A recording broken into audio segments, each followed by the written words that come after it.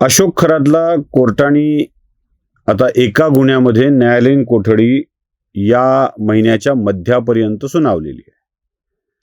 पुढे दुसऱ्या गुन्ह्यात वर्ग केलं जाईल, तिसऱ्या गुन्ह्यात वर्ग केलं जाईल. काही गुन्ह्यामध्ये त्याला PCR मिळेल, काही गुन्ह्यात MCR मिळेल आणि ही तुरुंगवारी पोलीस कोठडी, न्यायालयीन कोठडी, पोलीस कोठडी, न्यायालयीन कोठडी चालत राहील. याच काळामध्ये त्याचे व्हिडिओ, पीडित महिला या सगळ्या विषयीची चर्चा होत राहील. म्हणजे आपण याच्यामध्ये खूप काही गोष्टीचा उलगडा करतो आहोत. आपण हेही सांगितलंय की जेवढे व्हिडिओ खरातचे आलेत ते सगळेच खरे आहेत असं नाही आहे. आता या सगळ्याच्या मध्ये मोठी गोष्ट फोकस होते ते म्हणजे व्हिडिओ महिलांचं लैंगिक शोषण. माझ्यासमोरचे 2 प्रश्न होते की हे गुन्हेच प्रामुख्यानं पुढे का येत आहेत. एक तर या गुन्ह्यांच्या मध्ये सामाजिक भावना अधिक पेटवता येऊ शकते.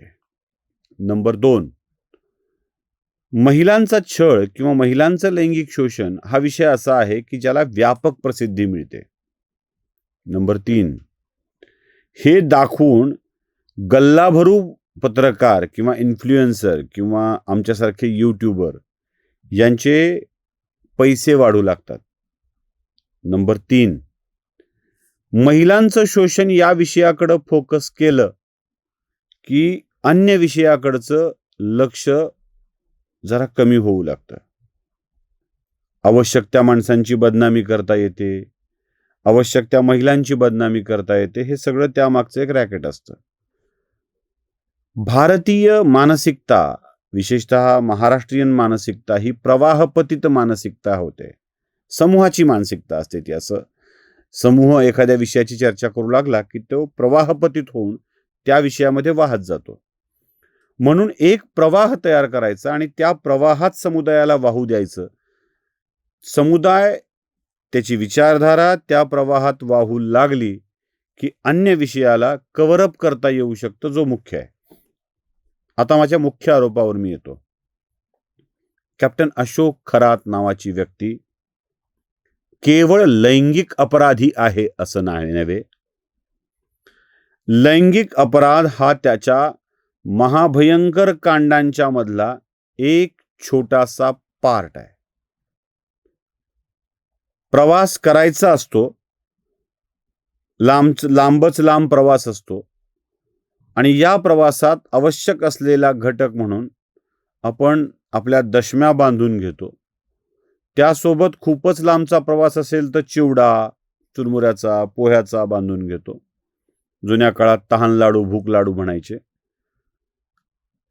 प्रवास करायचा, मधल्या काळात काहीतरी हवं, प्रवासातला वेळ जावा म्हणून चिवडा वगैरे असे पदार्थ असतात. अख्ख्या प्रवासात खाण्यासाठी नाही. हे लक्षात घेणं आवश्यक आहे.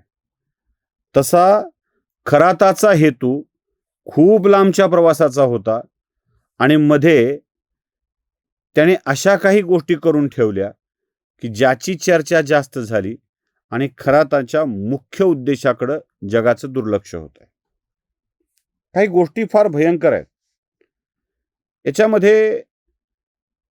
आता केवळ महाराष्ट्र पोलीस,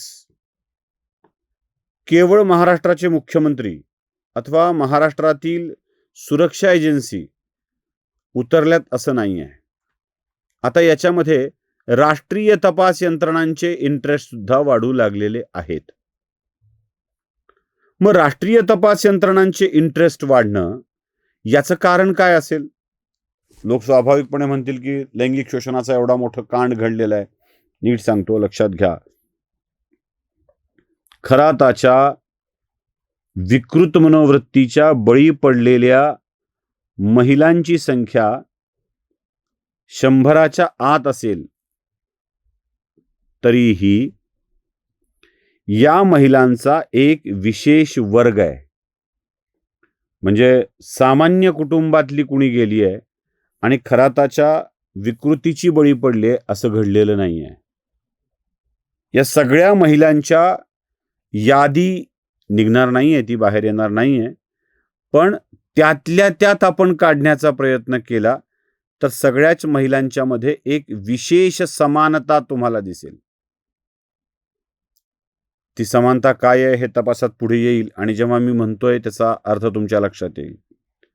ही विशेष समानताच पुढच्या सगळ्या गोष्टीचं कारण ठरते. आपल्याला जो काही वाटतं ना की अमुक एका माणसानेच व्हिडिओ केले असावेत, तेच आणले असावेत, नाही.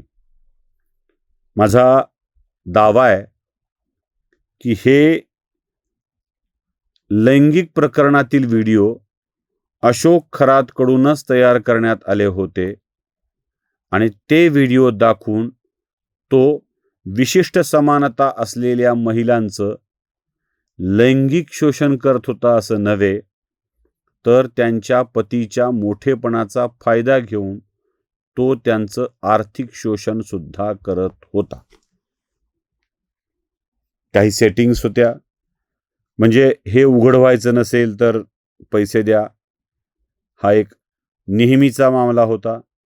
आणि दुसरी गोष्ट अशी होती की याचं नेटवर्क खूप लांबपर्यंत आहे.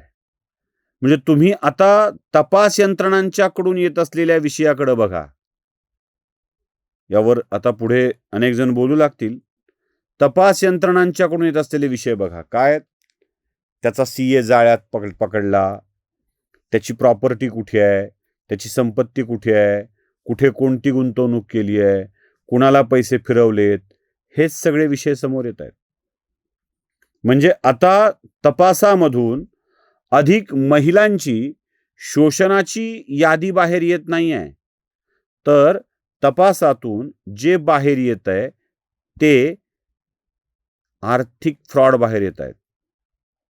आणि एक महत्त्वाची गोष्ट अशी समोर येते आहे की या थोरातचे पैसे वेगवेगळ्या माणसांच्या थ्रू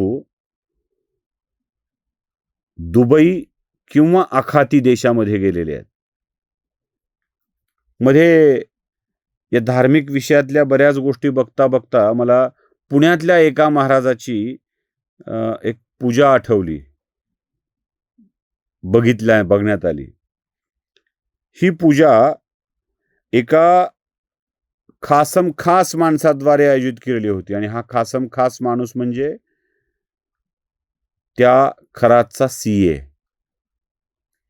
खरातचा सीए ज्याने हे सगळे पैसे डायव्हर्ट केलेले आहेत, तो पुण्यात एक महापूजा करतो, रुद्रपूजा करतो आणि त्याला उपस्थिती असते रामदेव बाबांची. हे नेटवर्क भयंकर आहे. म्हणजे याला लगेच मी दावा करतोय आणि हे असंच आहे असं अजिबात नाही आहे. हे बऱ्याच लांबपर्यंत चाललेला विषय आहे. हा विदेशी गुंतवणुकीचा विषय आहे. हा राष्ट्रीय स्तरावर यूपी बिहारमधल्या काही अधिकाऱ्यांच्या फंड्सना फिरवण्याचा विषय आहे.